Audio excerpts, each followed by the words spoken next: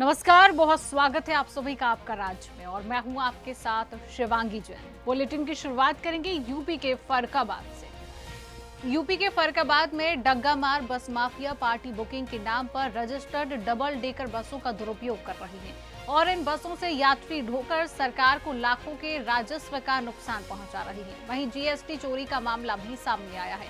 ARTO VN Chaudhary ने कहा कि ऐसे बसों पर अभियान चलाकर कार्रवाई की जाएगी और जीएसटी टीम को भी जानकारी दी जाएगी। हो रही है जो नियम पूर्वक चल रही है और राजस्व लाखों रुपये क्षति पहुंचा रही है सरकार, क्या कार्रवाई की जा रही है? देखिए, ऐसा यहाँ जो डबल डेकर बसें स्लीपर क्लास की बसें हैं, वो जो है आमतौर से यहाँ से दिल्ली या राजस्थान के लिए जो जाती हैं तो उनका परमिट और जो है फिटनेस और इंश्योरेंस सारी चीज़ें वैलिड होती हैं। अब ये अलग बात है कि उनका कॉन्ट्रैक्ट कैरेज का परमिट है तो कहीं से सवारियाँ जो है खुलकर चढ़ा लेती हैं, लेकिन उस संबंध में हमारे एयरपोर्ट प्रवर्तन द्वारा रेगुलर कार्रवाई की जाती है और आए दिन जो है गाड़ी पर चालान या बंद की कार्रवाई संचालित होती है। और तो कई जगह काउंटर खुले हुए हैं, टिकट खुले हुए हैं, लेकिन उनका परमिट केवल पार्टी के लिए, एक छोर दूसरे छोर होने के लिए, और ये सवारियाँ ढोने का काम कर रही हैं, हाँ। डग्गा मारी कर रही हैं। देखिए, जो है एक परमिट जो इनका होता है कि ऑल ओवर इंडिया में कहीं भी जा सकते हैं, उस परमिट को भी इन लोगों ने लिया है और हमारे एयरटेल प्रवर्तन द्वारा इस पर निष्पक्ष रूप से आए दिन कार्रवाई की जाती है। मानक के अनुरूप न पाए जाने पर तुरंत इनको जो है चालान किया जाता है और वो सतत जारी रहेगा एक बेहतर व्यवस्था के लिए। अभी जल्दी ही जो है एक बस जैसे पता लगा, वो बस जो है वो रोडवेज की कलर में संचालित हो गई थी और मानक के अनुरूप नहीं था। उसका तुरंत जो है एयरटेल प्रवर्तन द्वारा जो है सुबह 5 बजे क्या करके उसको देख करके और उसको रोडवेज परिसर में ही बना किया गया और एआरएम के द्वारा उस पर जो है FIR दर्ज कराया गया है। तो निष्पक्षता से काम करने का प्रयास हमारे एयरटेल प्रवर्तन ऑफिस में भी सब किया जाता है। इससे माल भी ढो रही हैं बसें, जीएसटी की चोरी हो रही है, इससे भी राजस्व इस संबंध में जब भी जो है एयरटेल प्रवर्तन द्वारा कार्रवाई की जाती है तो अगर उसमें मान या इस तरह की स्थितियाँ की मतलब उसमें दिखती हैं तो तुरंत जीएसटी के अधिकारी को जो है संपर्क करके उनसे कार्रवाई करने के लिए जो है अवगत कराया जाता है। यूपी के घाटमपुर के भीतर गांव के कुंदौली गांव में बुधवार को एक भावनात्मक दृश्य देखने को मिला। यहां मध्य प्रदेश पुलिस में तैनात जवान आशु सिंह राणा का जन्मदिवस पूरे गांव ने मिलकर सम्मान और सादगी से मनाया। ड्यूटी के तैनात होने के कारण आशु सिंह अपने घर नहीं आ सके, लेकिन ग्रामीणों ने इस अवसर को यादगार बनाने में कोई कमी नहीं छोड़ी। आयोजन स्थल पर गांव के सैकड़ों लोग जुटे। वहीं जवान के पिता शिवभान सिंह ने कहा कि यह हमारे लिए गर्व का विषय है कि बेटा समाज और देश की सेवा में तैनात है। सभी ग्रामीणों ने एक सुर में उनकी दीर्घायु और उन्नति की कामना की है। दूर रहकर भी आशु ने वीडियो कॉल पर सभी से आशीर्वाद लिया और गांव वासियों का आभार जताया। साथ ही प्रसाद वितरण में सोनू परिहार, राहुल सिंह, धीरू सिंह, विनय सिंह, नीरज सिंह, राम सविता, डॉक्टर संजू सिंह समेत क्षेत्र के तमाम लोग मौजूद रहे। ग्रामीणों का कहना था कि आशु सिंह राणा की मेहनत, अनुशासन और कर्तव्य निष्ठा पूरे गांव के लिए प्रेरणा है और यह आयोजन उनके समर्पण और त्याग को सलाम करने का एक अवसर था। देश और समाज की सेवा निरंतर करने वाले आशु राणा जी आज जन्मदिन है उनका और इस जन्मदिन के शुभ अवसर पर उनके पिता ने अपने बेटे के जन्मदिन पर भंडारे का भी आयोजन कराया है। हमारे बीच में उनके पिताजी है आशु राणा जी के, उनसे भी जानते हैं। क्या नाम है आपका? मेरा नाम है शिवान सिंह। अच्छा, आज भंडारा कराए हो, हाँ, किस वजह से? भंडारा आंसू का मेरे बेटे का जन्मदिन है और मतलब देश की सेवा कर रहे हैं, वो बहुत अच्छा कर रहे हैं और उनका भी नाम उनके पीछे मेरा भी नाम हो रहा है, पिता का भी नाम हो रहा है और बढ़िया कार्य कर रहे हैं, समाज की सेवा अच्छा कर रहे हैं। हमारा आनंद आनंद है मुझे और बड़ी खुशी है। के जन्मदिन पर उन्हें ढेर सारी शुभकामनाएं भी देना चाहता हूं। आज ऐसे आंसू भाई को मैं बारंबार जो है हार्दिक बधाई देता हूँ। धन्यवाद। जय भारत की। आशु राणा जी के पिताजी ने भी कहा कि निरंतर समाज की सेवा करते हैं और गर्व भी महसूस कर रहे हैं पिता होने का, क्योंकि उनके साथ साथ हमारा भी बोल रहे नाम होता है गोविंद शुक्ला के साथ लाखन सिंह, सुदर्शन न्यूज, घाटमपुर। यूपी के नसीराबाद थाना क्षेत्र के कोड़ा गांव में ताजिया जुलूस के दौरान भानु तिवारी के घर पर विवाद हो गया। शोरगुल के कारण कहासुनी के बाद कुछ देर बाद 150 लोग लौट कर आए और भट्टे पर तोड़फोड़ की। वहीं पुलिस सूचना मिलने के 1.5 घंटे बाद पहुंची। थानाध्यक्ष कमलेश कुमार बल के साथ मौके पर पहुंचे। मामले में जांच जारी है। कल रात गौरीगंज थाना क्षेत्र का जो पूरे फाजिल गांव है अमेठी का, वहाँ से 15-20 लड़के आए थे। नसीराबाद थाना क्षेत्र के पूरे अंडी मजरा कूढ़ा में दावत खाने के लिए आए थे। दावत खाने के बाद लौटने के दौरान रास्ते में कुछ लोगों से उनका वाद विवाद हुआ था और मौके पर गौरीगंज और नसीराबाद की पुलिस भी पहुंची, वहाँ के एसडीएम और सीओ भी पहुंचे। लोगों को समझा बुझा करके मामला को शांत करा दिया गया। शांति व्यवस्था बनी हुई है। किसी भी प्रकार का कोई ना विवाद है, ना मारपीट की घटना हुई और ना ही किसी प्रकार का वो वहाँ पे धार्मिक जुलूस था। सोशल मीडिया पे कुछ तस्वीरें वायरल की जा रही हैं जो वर्ष 2023 की हैं और प्रदेश से बाहर की हैं।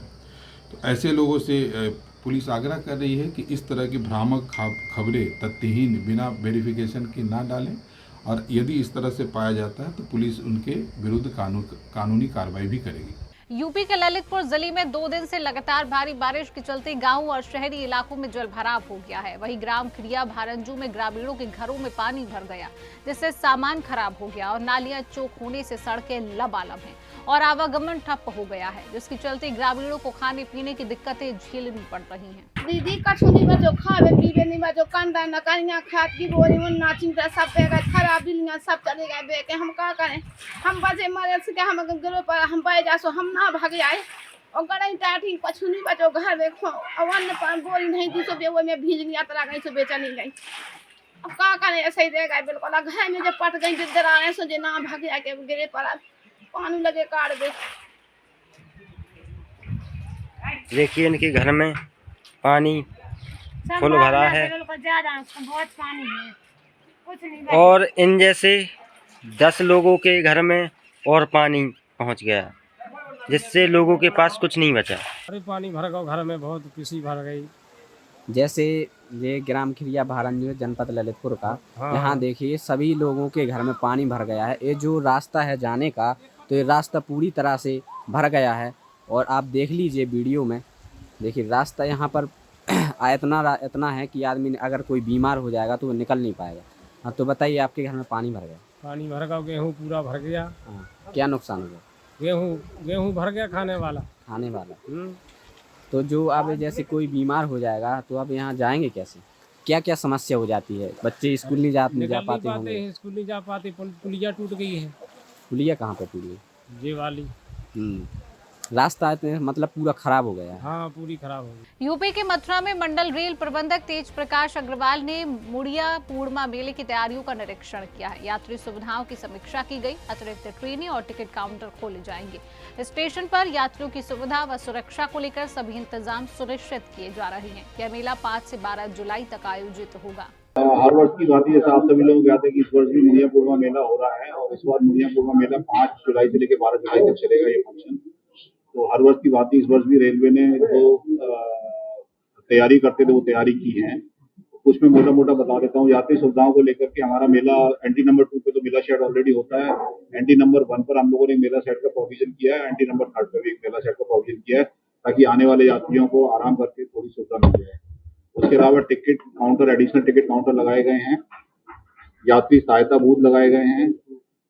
खोया पाया केंद्र की व्यवस्था की गई है और एंट्री 2 और एंट्री 1 पर हम लोगों ने medical round of medical counter भी प्रोवाइड किए गए हैं। सिक्योरिटी के हिसाब से इस बार काफी हम लोगों ने अच्छे इंतजाम किए हैं। एडिशनल फोर्स जो हमको आरपीएफ की आ रही है 290 पर्सनल की आ रही है और जीआरपी करीब 380 पर्सनल एडिशनल फोर्स आ रही है यहाँ पर। तो सिक्योरिटी को काफी हम लोग उस पर ध्यान दे रहे हैं। उसके अलावा क्राउड मैनेजमेंट में आरपीएफ और जीआरपी क्राउड मैनेजमेंट में भी मदद करेगी। उसके अलावा कमर्शियल के भी करीब 100 स्टाफ रहेंगे जो प्लेटफॉर्म पर क्राउड मैनेजमेंट में यात्रियों को ट्रेन को बोर्ड करने में फैसिलिटेट करेंगे।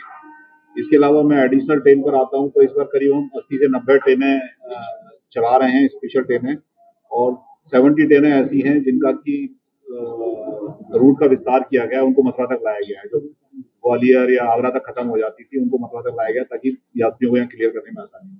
उसी में खाली एग्जिट अलाउ कर रहे हैं और जब भीड़ को देखते हुए, और प्लेटफॉर्म भी FOB भी 3 FOB है, उसमें जो नया FOB में दोनों दिशा में अलाउ कर रहे हैं, और जो ओल्ड FOB है, जो बीच में जो FOB है, उसमें खाली प्लेटफॉर्म की एंट्री जो 1, 2, 3, 4, 5 इसके लिए खाली एंट्री अलाउ करेंगे। यूपी के चंदौली रेलवे स्टेशन के पास अवैध मीट दुकानों को लेकर लगातार विवाद जारी है, जहां श्रावण मास से पहले प्रशासन हरकत में आया है और दुकानदारों को 3 दिन में दुकान हटाने का नोटिस दिया गया है, तो वहीं SDM, ARTO और भारी पुलिस बल की मौजूदगी में अतिक्रमण हटाने की चेतावनी दी गई है।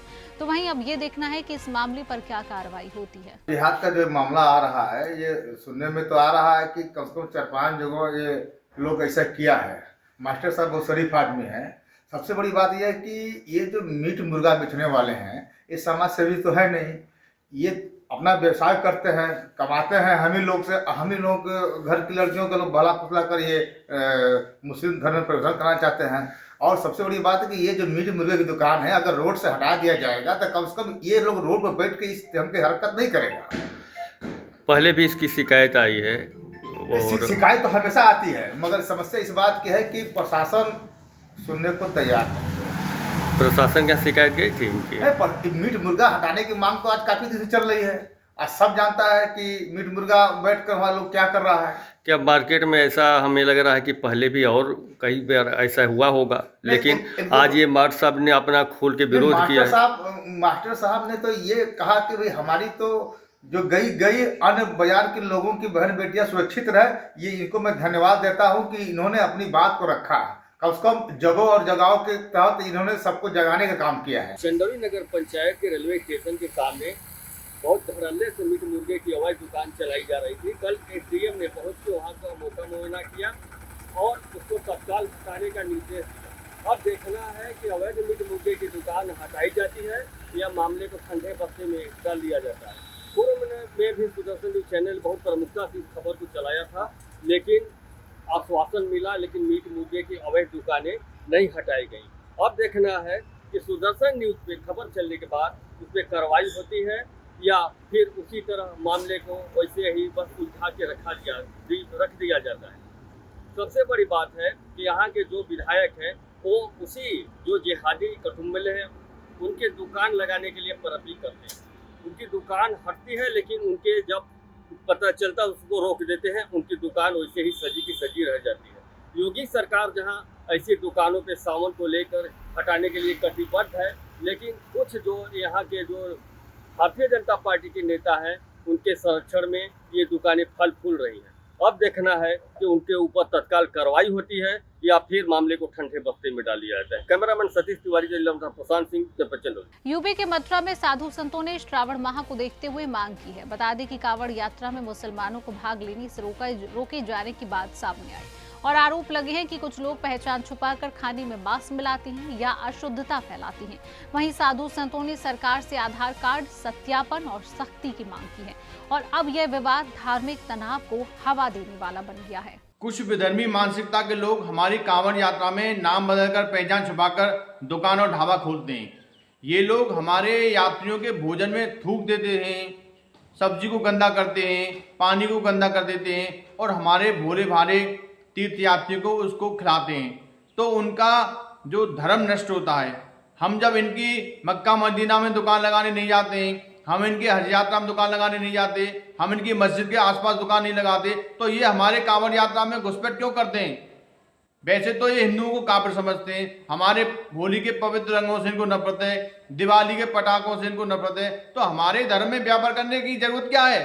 आप अपने धर्म में व्यापार करो, हम अपने धर्म में व्यापार करेंगे।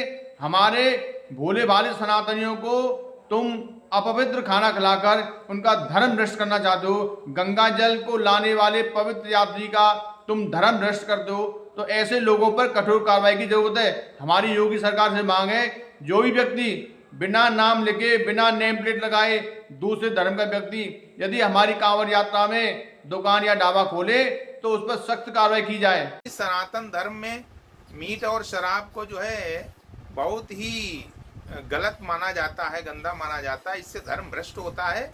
इसलिए कांवड़ यात्रा जिस मार्ग से निकले उस मार्ग पर मीट और शराब की बिक्री बिल्कुल प्रतिबंधित होनी चाहिए और जो लोग मीट और शराब का पक्ष ले रहे हैं, मैं उनको कहना चाहता हूं कि क्या हज यात्रा में वो लोग सुअर का मांस बेचने की इजाज़त देंगे? क्या जो हज यात्री जाते हैं तो उनके मार्ग में खुले में सुअर का मांस अगर उनको परोसा जाए तो वो क्या होगा? क्या आप लोग उसको इजाज़त दोगे?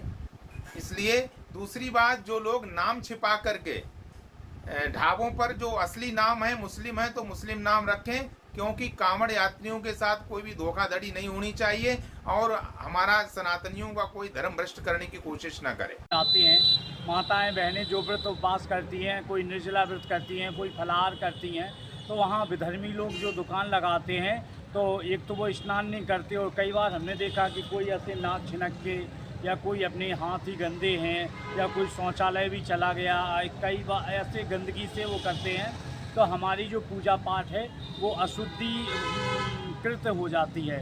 और हमारे यहाँ सबसे पहले पवित्रता शुचिता चाहिए, क्योंकि श्लोक में बोलते हैं साह बाह्याभ्यंतरा शुचि। पहले हमारे अंदर मन की पवित्रता, तन की पवित्रता होनी चाहिए। तो हमारे जो सनातन धर्म में जो लोग श्रद्धालु हैं और ऐसे लोग जो दुकान लगा रहे हैं तो वो अपनी जाति और अपना धर्म ज़रूर बताएं कि वो ईसाई हैं, फारसी हैं, मुस्लिम हैं, कौन है, तब उन्हें दुकान लगानी चाहिए। और समस्त श्रद्धालुओं से मेरा कहना है, कृपया आप अपनी शुचिता और पवित्रता का ध्यान करें और ऐसे जगह से कोई वस्तु ना खरीदें जहां आपकी व्रत अनुष्ठान भंग होता हो। यशस्वी मुख्यमंत्री जी से निवेदन करता हूं संपूर्ण संत समाज की और विद्वानों की तरफ से कि तत्काल ऐसे लोगों के आधार कार्ड और जहां इनके प्रतिष्ठान हो, जो होटल हो, उसमें आधार कार्ड भी लगाया जाए। जहां जहां चाहे ये फल बेचने में हो या होटलों पर हो, जहां भी ये जिस तरह के जिहाद कर रहे हैं, इनकी तत्काल प्रभाव से रोक लगाई जाए और इनकी जाँच की जाए और इन्हें तात्कालिक प्रभाव से जो दोषी पाया जाए इनके खिलाफ कठोर से कठोर कार्रवाई की जाए और यात्रा के रूट और चार्टों पर मांस मदिरा की दुकानें तत्काल बंद की जाए।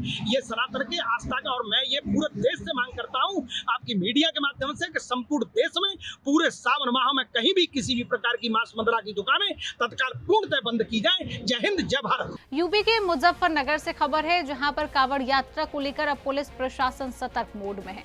यात्रा मार्ग पर शिविर, चिकित्सा, पेयजल और सीसीटीवी जैसी व्यवस्थाएं सुनिश्चित की जा रही हैं। जिलाधिकारी और एसएसपी ने शिविर संचालकों से समन्वय कर व्यवस्थाएं समय से पूरी करने को कहा है। वहीं अफवाहों से बचने और सुरक्षा में सहयोग की अपील की गई है। ये देखिए कि कांवड़ की जो व्यवस्था है, अभी मीटिंग भी चल रही थी, सभी जो शिविर आयोजक हैं उनसे मीटिंग चल रही थी। इसी प्रकार की मीटिंग्स अभी अधिकारियों की, सभी डिपार्टमेंट्स की और की गई है। साथ ही साथ पूरे कांवड़ का भ्रमण किया जा रहा है। वरिष्ठ अधिकारी से लेकर के छोटे हमारे जो कनिष्ठ अधिकारी सभी कर रहे हैं उससे, और साथ ही साथ जो बिजली, पानी, सड़क तथा प्रकाश की जितनी भी व्यवस्थाएं होती हैं, चिकित्सा की व्यवस्था होती है, एम्बुलेंस की व्यवस्था होती है, सभी का व्यवस्थापन किया जा रहा है। साथ ही साथ कारों को ऊपर किया जा रहा है। और मैं आपसे यही मांग करूंगा कि लोग जो शासन के निर्देश हैं, जो निर्देश दिए गए हैं, उन्हें उसी हाइट के हिसाब से 10 फुट जो डीजे की हाइट और जो उसकी चौड़ाई है वो उस गाड़ी से बाहर ना निकले। इस प्रकार की व्यवस्थापन किया जाए ताकि कोई अव्यवस्था ना फैले। बाकी सीसीटीवी कैमरा, ड्रोन कैमरा इत्यादि का व्यवस्थापन किया जा रहा है और हमारी इंटेलिजेंस टीम भी लगाई जा रही है ताकि कोई अफवाह ना फैला सके। अगर अफवाह फैलाता है उसको विस्तार किया जाएगा। सोशल मीडिया की मॉनिटरिंग की जा रही है। जगह जगह फोर्स की ड्यूटियाँ, चाहे ATS की टीम हो, PAC हो, चाहे बम डिस्पोजल स्क्वाड हो, डॉग स्क्वाड हो, और हमारा जो है BDDS है, बम डिस्पोजल स्क्वाड है, वो सभी यहाँ पर डिप्लॉय किया जा रहा है। और 2000 से ऊपर आरक्षी और 7 कंपनी PHE तथा अन्य प्रकार के जो हमारे एडिशनल SP लेवल के अधिकारी, deputy SP, additional SP, zone, super zone, sector प्रणाली में बांट करके उसको लगाया जा रहा है ताकि पूरी कांवड़ का जो है व्यवस्थापन सुनिश्चित किया जाए और बहुत अच्छे ढंग से सभी कार्यों जो हमारे श्रद्धालु आते हैं कांवड़ लेकर के, वो अपने अपने गंतव्य को जा सके, उनको सकुशल संपन्न कराया जा सके। यूपी के चित्रकूट में वन महोत्सव के तहत 70 लाख पौधे लगाने का लक्ष्य रखा गया है। वहीं विधायक अविनाश चंद्र द्विवेदी और वन विभाग के अधिकारियों ने वृक्षारोपण कर शुभारंभ किया। बता दें कि एक पेड़ मां के नाम अभियान के तहत आम, नीम, जामुन आदि के पौधे लगाए गए हैं और लोगों से पर्यावरण संतुलन बनाए रखने की अपील की गई है। आज का बहुत अच्छा कार्यक्रम यहाँ बरगढ़ रेंज में माननीय विधायक जी यहाँ आए और सबका मार्गदर्शन किया। और जो इस बार की थीम है जिसमें 70 लाख पेड़ चित्रकूट में लगाए जा रहे हैं, एक पेड़ माँ के नाम, इसका बहुत ज़्यादा अच्छा यहाँ पे हमको देखने को प्रयास मिला, जहाँ सृजन फाउंडेशन द्वारा कैसे मिट्टी खाद का मिश्रण सही तरह से किया जाए वो भी यहाँ पे हमको दिखाया गया। और आशा है कि चित्रकूट बहुत ही हरा भरा आने वाले समय में हम अपने मिलजुल के सभी विभागों के प्रयास से और सभी नागरिकों के प्रयास से बनाएं। यूपी के आजमगढ़ में ताजिया जुलूस के दौरान एक ही समुदाय के 2 पक्षों में विवाद हो गया, जिसमें 7 लोग घायल हैं। बता दें कि घटना का वीडियो वायरल हुआ है, जहां पुलिस ने 6 लोगों को हिरासत में ले लिया और शांति व्यवस्था बहाल की और सभी घायलों का इलाज में अस्पताल जारी है। तो वहीं पूरे मामले की जांच जारी है। यह प्रकरण थाना जहानागंज के बुझई गांव का है। 2 ताजियों के जुलूस के लोग नारेबाजी करते हुए आपस में भिड़ गए, उनमें मारपीट की घटना घटित हुई, पत्थरबाजी हुई। मौके पर पुलिस ने पहुंचकर शांति व्यवस्था कायम की। इस मारपीट में प्रथम पक्ष के मुख्तार अंसारी सहित 3 लोग व द्वितीय पक्ष के साहबुद्दीन सहित 4 लोग घायल हुए। इनको अस्पताल भेजकर इनका इलाज कराया जा रहा है। पुलिस द्वारा प्रकरण में मुकदमा पंजीकृत कर आवश्यक कार्रवाई की जा रही है। 6 लोगों को गिरफ्तार किया गया है, उन्हें न्यायालय प्रेषित किया जा रहा है। यूपी के फरखाबाद में एक शिक्षक पति ने अपनी पत्नी से जान को खतरा बताते हुए पुलिस से सुरक्षा मांगी। आपको बता दें कि पत्नी द्वारा विद्यालय में हमला करने, कपड़े बर्बाद करने और धमकी देने की शिकायत की गई है। पुलिस ने इसे पारिवारिक मामला कहकर हस्तक्षेप नहीं किया। वहीं अब शिक्षक घर छोड़कर जान बचा रहा है। मेरी पत्नी मुझे बहुत ज़्यादा प्रताड़ित कर रही है, तो मैं घर से निकल के ऐसे बैठ गया, दिमाग काम नहीं कर रहा, क्या करूँ क्या नहीं करूँ। उसने मुझसे बोला तुम्हें काट के हम डस्टबिन में भर देंगे, और चाकू भी मारा था। और ये कह रहे तुम्हें जैसे मेरठ में उसने किया था, ड्रम में भरा था, वैसे हम तुम्हें काट के डस्टबिन में भर देंगे। उसके बाद हम वहाँ से चले आए हैं। मेरे घर का उसने ताला तोड़ा और जरूर उसमें जेवर रखे थे 15 लाख के करीब, और कैश रखा था 10 लाख का। तो उसमें उसकी माँ, बहन और 2 पड़ोसी शामिल हैं। उन्होंने ताला तोड़वाया, ताला तोड़वा के सब सामान लूट के ले गए। जब हम वहाँ उससे पहले 1 दिन पहले हम गए तो हमारे खिलाफ़ उन्होंने ये लिखा दिया कि हम अपना घर का सामान लूट के ले गए हैं। अब बताइए, हम अपने घर का कोई सामान लूट के ले जा सकते हैं क्या सर? यूपी के मैनपुरी के धारऊ नगरिया में दबंगों ने एक युवक को गोली मार दी, जिसके चलते घायल को गंभीर हालत में सैफई मेडिकल कॉलेज रेफर किया गया है।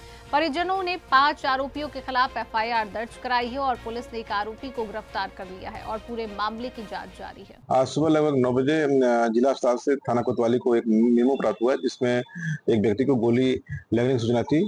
तत्काल कोतवाली पुलिस जिला अस्पताल पहुंची। वहां पे देखा तो घायल व्यक्ति का नाम शिवशंकर शनाफ राम अवतार था, जो निवासी बड़ी नगरी का रहने वाला है, जिसकी उम्र लगभग 40 वर्ष है। पुलिस ने डॉक्टर से बातचीत की। डॉक्टर ने कहा कि जो घायल व्यक्ति है उसको पीछे से बुलेट लगी है पीठ में, और बुलेट अंदर फंसी हुई है। डॉक्टर द्वारा प्राथमिक उपचार करा करके उसको सैफई मेडिकल कॉलेज से बेहतर उपचार भेज दिया गया है। घायल व्यक्ति के परिवारजन द्वारा एक तहरीर दी गई है, जिसमें 5 लोगों को नामजद है। उसमें से एक अभियुक्त गिरफ्तारी कर दी गई है। पुलिस मौके पर जाकर के जहाँ पे घटना घटी थी वहाँ पे उसे घर जाकर के जो भी साक्ष्य हो रहे हैं उसको इकट्ठा किया जा रहा है, जो फुटेज हैं उसको इकट्ठा किया जा रहा है। इसके साथ ही साथ जो मेडिकल रिपोर्ट आएगी उन साक्ष्यों के आधार पे जो भी आवश्यक विधि कार्रवाई की जाएगी। पहले भी सर एक घटना हुई थी जिसमें CCTV वायरल हुआ था। पहले जो नामजद अभियुक्त हैं उसमें से एक व्यक्ति के खिलाफ जो है तहरीर दी गई थी, जो आपस में एक लैंड डिस्प्यूट का मामला था। उसमें भी आवश्यक जो FIR थी दर्ज करके आवश्यक विधि पर कार्रवाई की गई थी। यूपी के संभल से खबर है। संभल में बारातियों से भरी बोलेरो स्कूल की दीवार से टकरा गई, जिससे दूल्हा समेत 5 लोगों की मौत हो गई है। वहीं 4 लोग गंभीर रूप से घायल बताए जा रहे हैं। गौरतलब है कि हादसे की वजह तेज रफ्तार मानी जा रही है। पुलिस और स्थानीय लोगों ने घायलों को अस्पताल पहुंचाया, जिससे पूरे गाँव में मातम पसरा हुआ है। तो शाम को 7:15 बजे करीब थाना जुनावई पे सूचना प्राप्त हुई कि यहाँ पे जो जनता इंटर कॉलेज है उसमें एक बहुत तेजी से आती हुई नियो बोलेरो कार जो है भिड़ गई है और उसके अंदर एक बारात जा रही थी जिसमें दूल्हा खुद शामिल था, वो पलट गई है। सूचना मिलते ही तत्काल पुलिस मौके पे पहुंची। स्थानीय लोगों की सहायता से लोगों को उसके अंदर रेस्क्यू किया गया। 5 लोग इसके अंदर जो CHC जुनावई है उस पर मृत ही आए, जिनके नाम है सूरज सन ऑफ सुखराम, जो कि खुद दूल्हा है। उसके अलावा उनकी भाभी आशा वाइफ ऑफ लाल सिंह, जिनकी उम्र 26 साल है, आशा की बेटी ऐश्वर्या जिसकी उम्र 2 साल है, विष्णु 6 साल का बच्चा जो कि मनोज का बेटा है, और इसके अलावा एक और अज्ञात व्यक्ति है जो कि मृत अवस्था में यहाँ पे लाए गए थे। इसके अलावा 4 लोगों को इसमें रेफ़र किया गया है। एक अज्ञात है, एक का नाम रवि सन ऑफ बच्चू है, एक का नाम कोमल है जो कि दूल्हे की बहन थी, उसके अलावा हिमांशी एक बच्ची है जिनको कि रेफ़र किया गया है। एक और व्यक्ति अज्ञात में है जिनको रेफ़र किया गया है। ये बारात जो है ये हरगोविंदपुर करके एक गांव है जुनावाई से, वहाँ से सुरतौल बिलसी तहसील जो कि बदायूं में पड़ता है वहाँ को जा रही थी, और गाड़ी प्रत्यक्षदर्शियों का ये कहना है कि बहुत ज़्यादा तेज़ गति में आई और अनियंत्रित होकर पलट गई, और उसके बाद ये जनता इंटर कॉलेज में टकराई है। सभी घायलों को तुरंत रेफ़र कर दिया गया है अलीगढ़ के लिए, और पीएम की कार्रवाई जारी है। टोटल संभल के थाना जुनावाई क्षेत्र में एक बहुत ही दुखद दुर्घटना घटित हुई, जिसमें शाम को 7:30 बजे थाना जुनावाई को सूचना मिली कि एक बोलेरो नियो कार है जनता इंटर कॉलेज की दीवार तोड़ के वहाँ पे क्षतिग्रस्त हो गई है। तुरंत पुलिस मौके पे पहुंची और जेसीबी की सहायता से उस कार को काटते हुए उनमें से जो घायल लोग थे उनको अलीगढ़ रेफर किया। उनमें से 5 घायलों को अलीगढ़ रेफर किया गया है और 5 लोगों की ऑन द स्पॉट डेथ हो गई थी। ये लोग थाना जुनावाई के हरगोविंदपुर गांव के रहने वाले थे, जिसमें दूल्हा आज अपनी बारात को लेकर बिलसी बदायूं जा रहा था। संभवतः ड्राइवर की गलती की वजह से यह गाड़ी पलट के यहाँ स्कूल की दीवार में टकराई है। 5 लोगों को पोस्टमार्टम के लिए यहाँ पे जुनावाई में भेज दिया गया है, और जो क्रिटिकल हैं उनके लिए अलीगढ़ रेफर किया गया और वहाँ के प्रशासन से भी बात की गई है ताकि उनका अच्छे से अच्छा उपचार है वो कराया जाए। बाकी विधिक कार्रवाई सुनिश्चित की जा रही है। कर्नाटक के चिक्कोड़ी अस्पताल का निरीक्षण महिला आयोग अध्यक्ष नागलक्ष्मी चौधरी करने पहुंची और मौके पर वहां की गंदगी देखकर हैरान रह गई। शौचालय और पेयजल व्यवस्था की खराब हालत को देखते हुए उन्होंने जिम्मेदार अधिकारियों को फटकार लगाई और जिला प्रशासन को रिपोर्ट भेजने की बात कही है। मध्य प्रदेश के गंज बासोदा में शिवराज सिंह चौहान का दौरा रहा। बता दें कि केंद्रीय कृषि मंत्री शिवराज सिंह चौहान के दौरे से पहले जिला कलेक्टर और पुलिस अधीक्षक ने गंज बासोदा का निरीक्षण किया। वहीं पत्रकार भवन उद्घाटन समेत कार्यक्रमों की तैयारियां देखी गई, जहां अधिकारियों ने गौशाला का दौरा कर व्यवस्था जांची और गायों को चारा भी खिलाया और बारिश में दुर्घटनाओं से बचाव के लिए प्रयास किए जाएंगे। में जो है गौ संवर्धन क्षेत्र में बहुत अच्छा काम हुआ है। मुझे लगता है कि काफ़ी बड़ी संख्या में लगभग 100 से भी अधिक गौशाला का निर्माण यहाँ पे पंचायतों के माध्यम से किए गए हैं।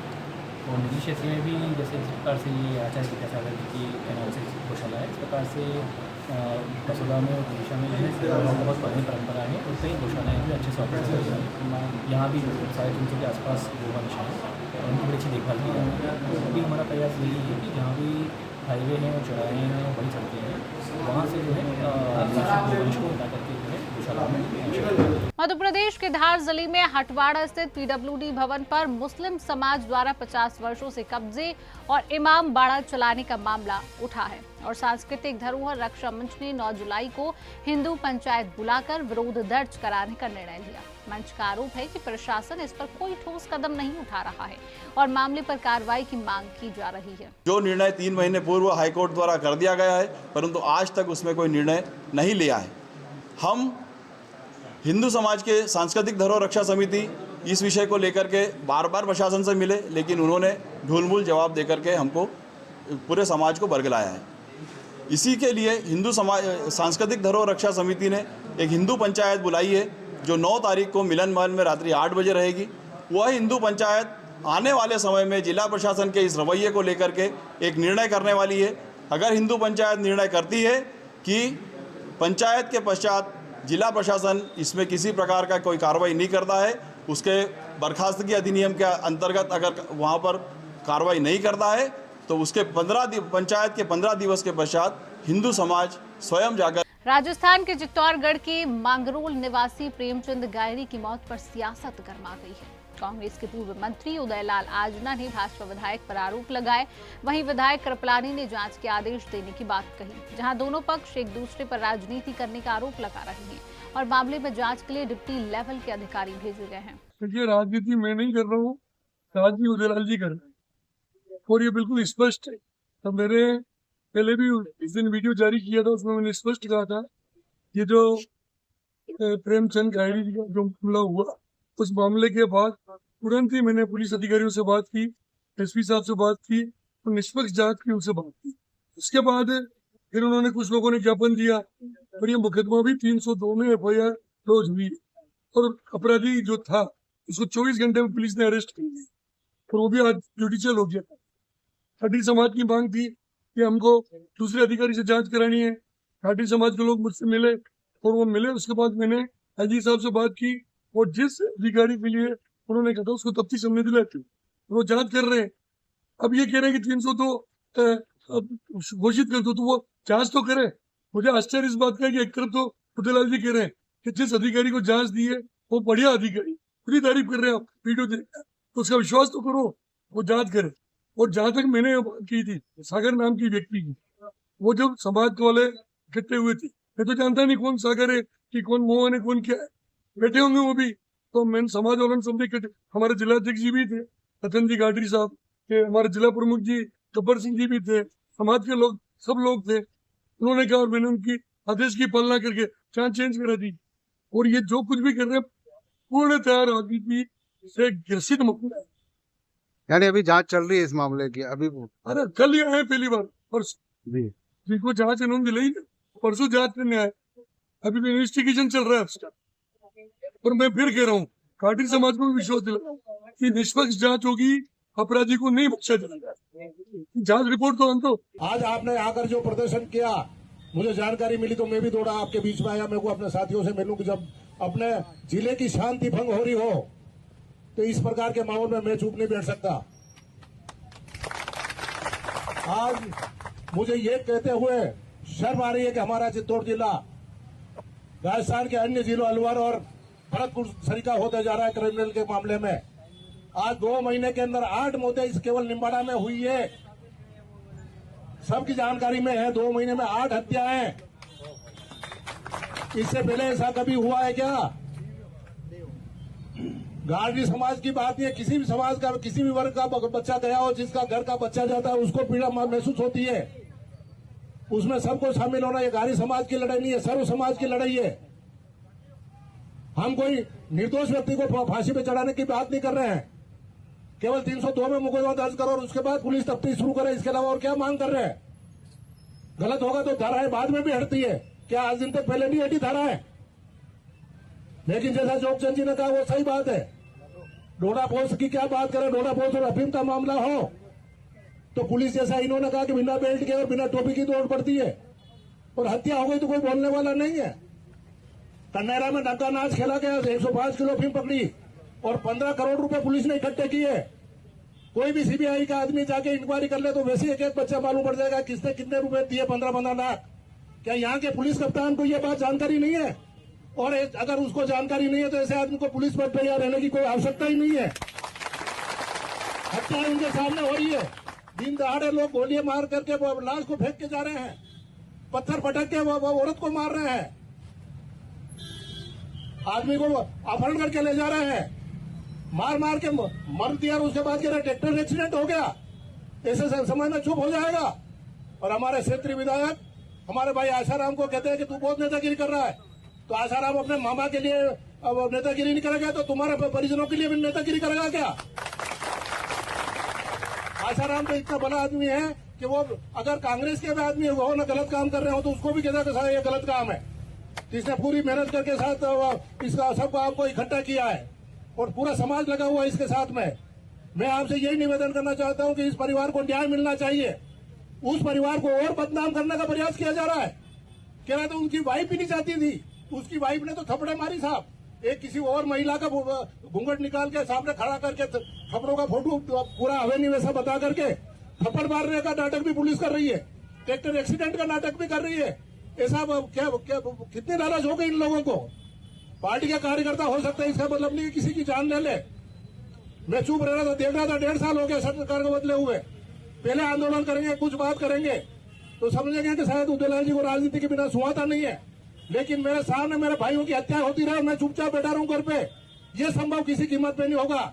और अभी आज तो गाडरी समाज का मामला है, लेकिन अगर निम्बाड़ा में इस प्रकार की व्यवस्थाएं फैली तो कांग्रेस पार्टी इसका आंदोलन करेगी और रोज रोज धरने पे बैठेगी, इसमें कोई दो राय नहीं है। यूपी के ललितपुर से खबर है। ललितपुर कलेक्ट्रेट परिसर में समाजवादी छात्र सभा ने भाजपा सरकार के खिलाफ उग्र प्रदर्शन किया। छात्रों ने सरकारी प्राइमरी स्कूलों को बंद कर अन्य स्कूलों में मर्ज किए जाने की नीति का विरोध करते हुए मुर्दाबाद के नारे लगाए। प्रदर्शन के दौरान पुलिस मूक दर्शक बनी रही। छात्र सभा ने राज्यपाल को संबोधित ज्ञापन जिलाधिकारी को सौंपते हुए कहा कि इस नीति से गरीब, दलित, पिछड़े वर्ग व अल्पसंख्यक बच्चों की शिक्षा पर विपरीत असर पड़ेगा।